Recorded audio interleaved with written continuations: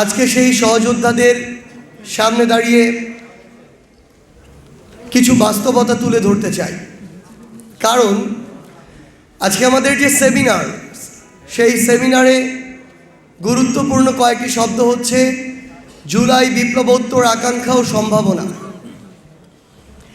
এতে কোনো বিন্দুমাত্র কোনো সন্দেহ নেই আসলে যে এত বড় যে একটি অভ্যুত্থান হলো, এত মানুষ রক্ত দিল, জীবন দিল, এখানে যে আকাঙ্ক্ষা, সেই আকাঙ্ক্ষা হচ্ছে পাহাড় সম। মানুষ বছরের পর বছর ধরে ফ্যাসিস্ট খুনি হাসিনা, তার রেজিম, তার দোসর, তার বিভিন্ন দল, এগুলোর মাধ্যমে নানাভাবে অত্যাচারিত হয়েছে, নিপীড়িত হয়েছে, জেল খেটেছে, হয়রানি হয়েছে, মিথ্যা মামলা খেয়েছে, গুম হয়েছে, খুন হয়েছে। এই বাংলাদেশের মানুষ অসহায় হয়ে খুনি হাসিনার সিন্ডিকেটের কাছে জিম্মি হয়েছে, গণভবনের কাছে জিম্মি হয়েছে, ক্ষমতার পিপাসার কাছে জিম্মি হয়েছে, গোপালগঞ্জ নামক সিন্ডিকেটের কাছে জিম্মি হয়েছে। এত কিছুর পরে যখন মানুষের দেয়ালে পিঠ ঠেকে গিয়েছে, তখন মানুষ মুক্তির আশায় জীবন দিতে পর্যন্ত কার্পণ্য করে। আমরা দেখেছি কিভাবে আমাদের স্কুল, কলেজ, বিশ্ববিদ্যালয়, বিভিন্ন শ্রেণী পেশা, মাদ্রাসা থেকে শুরু করে প্রত্যেকটি শ্রেণীর মতের মানুষ যারা এই ফ্যাসিস্ট বিরোধী আন্দোলনে অংশগ্রহণ করেছে, তারা কিভাবে বুক চিতিয়ে লড়েছে। যাত্রাবাড়ির একটা দৃশ্য কখনো ভোলার মতো নয়। কয়েকজন ভাইয়ের সাথে কথা হচ্ছিল, তাদের চেহারা দেখে মনে হচ্ছিল তারা হয়তো কোনো মাদ্রাসার ছাত্র, কিন্তু তাদের পরনে টি শার্ট আর ট্রাউজার। যখন তাদেরকে জিজ্ঞাসা করলাম আপনারা কোথায় পড়াশোনা করেন, উত্তরে আসলো তারা মাদ্রাসায় পড়াশোনা করে।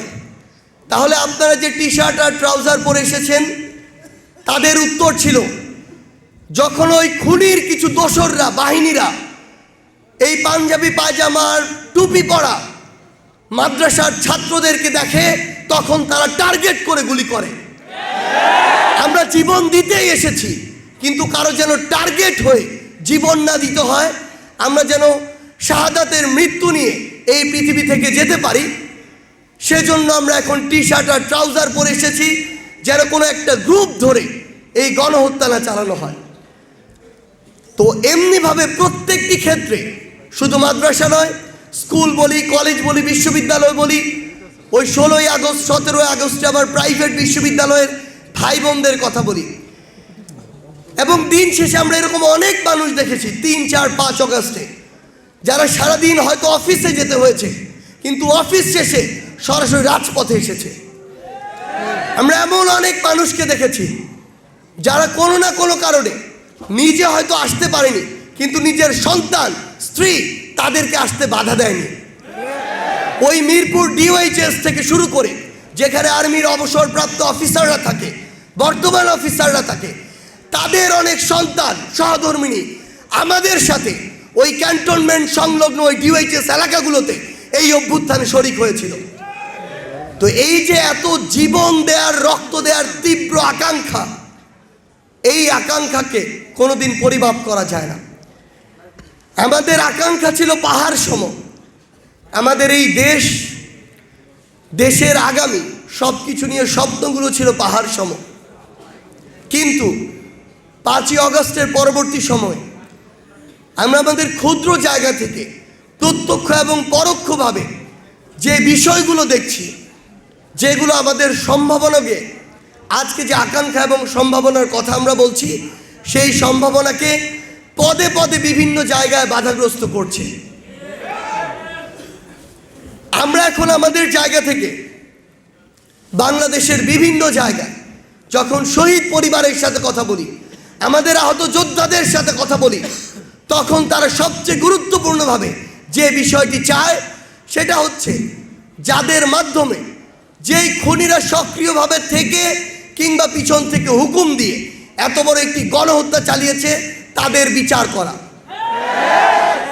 কিন্তু আজকে এই বিচারিক প্রক্রিয়াটি সরাসরি কিংবা প্রত্যক্ষ পরোক্ষভাবে বাধাগ্রস্ত হচ্ছে। একটি বিচারিক প্রক্রিয়া আমাদের ওই যে আইন ও বিচার বিভাগীয় যে মন্ত্রণালয়, ওই যে কোর্ট, সেখানে যাওয়ার পূর্বে কিন্তু সেখানে গেলেও সবচেয়ে গুরুত্বপূর্ণ একটি কাজ এখানে করে থাকে স্বরাষ্ট্র মন্ত্রণালয়, গুরুত্বপূর্ণ একটি কাজ করে থাকে বাংলাদেশ পুলিশ, গুরুত্বপূর্ণ একটি কাজ করে থাকে গোয়েন্দা সংস্থারা। এই জায়গাগুলোতে আমরা কি দেখছি? আমরা আজকে দেখছি বাংলাদেশ পুলিশ এমন একটি প্রতিষ্ঠান, এই প্রতিষ্ঠানটি যদি তাদের ওই পোশাকের যে শপথ, সেই শপথকে সামনে রেখে চলে, তাহলে আমরা মনে করি দেশের মাঠ পর্যায়ের অর্ধেক সমস্যা অটোমেটিক সমাধান হয়ে যায়। তাদেরকে খুনি হাসিনা একটি প্রতিষ্ঠানের মতো সমুন্নত না রেখে ক্ষমতায় থাকার একটি টুল হিসেবে ব্যবহার করেছিল। এই যে অভ্যস্ততা, এই যে তাদের জিনে এই দাসত্ব মিশে যাওয়া, অভ্যুত্থানে এত বড় একটি অপকর্মের সাথে জড়িত হওয়ার পরও, অভ্যুত্থানে তাদেরকে এত খারাপভাবে ব্যবহার করার পরও আজকে সবাই নয় কিন্তু অনেক পুলিশ সদস্য দেখছি যাদের এখনো ওই শিক্ষাটি হয়নি, যারা এখনো বিন্দুমাত্র নিজের আত্মসম্মান নিয়ে চিন্তা করছে না, যারা এখনো এই অভ্যুত্থান পরবর্তী সময়ে নিজেদেরকে বিভিন্ন মতের কাছে, দলের কাছে, গোষ্ঠীর কাছে সঁপে দিচ্ছে। তারা আজকের কথা চিন্তা করছে না, তারা চিন্তা করছে আগামীতে কে তাদেরকে ফেভার করে একটি ভালো চেয়ারে বসাতে পারবে। ঠিক একই জিনিস আমরা বাংলাদেশের রাজনৈতিক দলগুলোর মধ্যেও দেখতে পাচ্ছি। আগে একটা একটা করা হতো, এখন একাধিক নাম আসছে। এই নামগুলো তাদের জায়গা থেকে কি করছে, জাতীয় পর্যায়ে খুনি হাসিনাকে পেট্রোনাইজ করেছে। তাদেরকে বিভিন্ন রাজনৈতিক দলের বিভিন্ন নেতারা প্রত্যক্ষ মদদে হয় টাকার বিনিময়ে, না হয় ম্যান পাওয়ার সাপ্লাইয়ের বিনিময়ে তাদেরকে প্রোটেকশন দিচ্ছে। আমরা এসব সংস্কারের গল্প মারি, আমরা অন্তর্বর্তীকালীন সরকারকে গালি দেই, আমরা সমন্বয়কদের গালি দেই, কিন্তু যারা এই কলকাঠিগুলো নাড়ছে তাদের কথা মুখে নিতে আমাদের সমস্যা কোথায়? আজকে যদি আমরা তাদেরকে সরাসরি তাদের কথাটি না বলি, তাহলে এই যে রেজিম, যেই রেজিমের দ্বারা আমরা এতদিন শোষিত হয়ে এসেছি, তেমন একটি রেজিম তৈরি হওয়ার মতো সিস্টেম আমরা আমাদের জায়গা থেকে করে দিব। এই জিনিসটি আমরা কখনো করতে পারি না। আজকে সরকারের প্রত্যেকটি জায়গায় আমরা যখন পিছন থেকে এই জিনিসগুলো দেখার আমাদের সুযোগ হয়, প্রত্যেকটি জায়গায় গুরুত্বপূর্ণ একটি দায়িত্ব যখন একজন মানুষকে দেয়ার প্রক্রিয়া চলে, তখন বিভিন্ন রাজনৈতিক দল, গোষ্ঠী তাদের সুপারিশ আর তদবির শুরু হয়। এই তদবির বাংলাদেশের জন্য না, এই তদবির বাংলাদেশের মানুষের জন্য না, এই তদবিরকে প্রাধান্য দেওয়া হয় কে তার ম্যান, এটাকে সামনে রেখে। এই ম্যানের রাজনীতি করলে আর এই ম্যানের রাজনীতিকে সামনে রেখে এই অভ্যুত্থান হয়েছিল। তাহলে আজকে আমরা আমাদের জায়গা থেকে ওই একই সিস্টেমগুলো বাংলাদেশে বিভিন্নভাবে চর্চিত হতে দেখছি। আজকে আমরা অবশ্যই কেন অন্তর্বর্তীকালীন সরকারকে ধরবো না? আজকে অন্তর্বর্তীকালীন সরকার যখন ওষুধের উপরে ভ্যাট দেয়, যখন এই যে আমাদের ফোনে আমরা কথা বলি সেগুলোর উপরে যখন ভ্যাট বাড়ায়, যখন আবার ইন্টারনেটের দাম বাড়ায়, তখন আমরা তাদেরকেও প্রশ্নবিদ্ধ করব। কিন্তু যারা এই পুরো সিস্টেমটিকে নিজের ক্ষমতায় আসার একটি রাস্তা হিসেবে শুধুমাত্র অপব্যবহার করার চেষ্টা করছে, তাদেরকে প্রশ্ন করার মতো কেন আমার বুকে ওইটুকু সাহস থাকবে না? আমরা কি এই সাহস নিয়ে অভ্যুত্থান করেছিলাম? আমরা আপনাদেরকে শুধু একটি কথাই বলি, এই কথাগুলো আমরা যদি আজকে স্পষ্ট করে না বলতে পারি, ওই একই সিস্টেম ভিন্ন কোনোভাবে আবার বাংলাদেশের মানুষের সামনে আসবে। আজকে বিগত 16 বছরে আমরা চাঁদাবাজি নিয়ে অতিষ্ঠ ছিলাম। আজকে কি চাঁদাবাজি হচ্ছে না? আজকে কি বিভিন্ন জায়গায় সিন্ডিকেট হচ্ছে না? এই সিন্ডিকেটগুলো অন্তর্বর্তীকালীন সরকারের উপদেষ্টারা করছে? যদি করে থাকে তাদের কথাও সামনে বলে থাকুন, কিন্তু যদি না করে যারা করছে তাদের কথা কেন আমরা বলছি না? আমরা যদি এগুলো না বলতে পারি তাহলে সরকারকে যত কিছুই বলি না কেন এই রাষ্ট্রের প্রত্যাশিত যে সংস্কার সেটি কোনোদিনও সম্ভব নয়।